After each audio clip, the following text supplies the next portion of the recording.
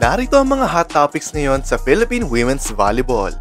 Hot na hot ang balita ngayon sa PVL dahil may bagong import ang Creamline Cool Smashers para sa kanilang Reinforced Conference sa Hulyo. Ipinakilala ng Cool Smashers ang 23 anyos na American wing spiker na si Erica Staunton bilang kanilang guest foreign player sa kanyang paglalaro para sa Northeastern University at Georgia University sa USNCAA at ang pro experience niya sa Finland. Siguradong magbibigay si Staunton ng karagdagang excitement sa team. Thrilled kami na i-announce si Erica Staunton, isang dynamic open at opposite spiker sa Creamline Cool Smashers family, sabi ng team. Magiging kasama niya sa powerhouse roster sina Alyssa Valdez, Bernadette Pons, Michelle Gumabaw at iba pa. Subalit ang availability ng ilang key players tulad nila Gia de Guzman, Tots Carlos at Gemma Galanza ay hindi pa tiyak dahil sa kanilang national team duties. Mas lalo pang kapanapanabik ang Reinforced Conference ngayong taon dahil 3 teams na ang nag-reveal ng kanilang imports, kasama na ang Cherry Tigo at PLDT. Abangan kung paano mag-perform si Staunton at ang Cool Smashers sa kanilang misyon na makuha ang titulo sa huling napanalunan nila noong 2018.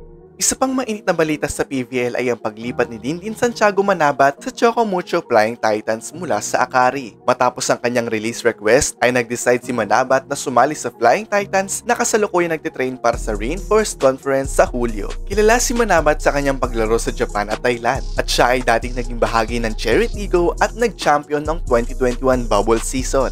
Ngayon, kasama na siya sa Chocomucho na nagsik na makabawi matapos ang back-to-back runner-up finishes sa All-Filipino Conferences. Ang kanyang karanasan at skills ay sigurado magiging malaking tulong sa Flying Titans ngayong season. Balik na naman sa aksyon ang isa sa pinakahinahangaang tandem ng PVL, Gemma Galanza at Gia de Guzman para sa Alas, Pilipinas. Matapos ang matagumpay na overseas stint ni de Guzman sa Japan V-League, excited na ulit sila makasama si Galanza sa 2024 FIVB Volleyball Women's Challenger Cup na gaganapin sa Pilipinas mula Hulyo 4 hanggang 7. Super happy ako na makakasama ulit si Gia sa loob ng court, sabi ni Galanza. Hindi na mahirap sa amin ang adjustment dahil alam na namin ang galawan ng isa't isa. Masaya rin si Galanza na makakasama ang mas batang player sa national team na nagbibigay sa kanya ng bagong challenge at learning experience. Sa suporta ng mga Filipino fans, handang-handa na si Galanza at ang buong Alas Pilipinas na magpakitang gilas sa international stage. Abangan ang kanilang mga laro at ipakita ang pagmamahal sa volleyball ng ating bansa.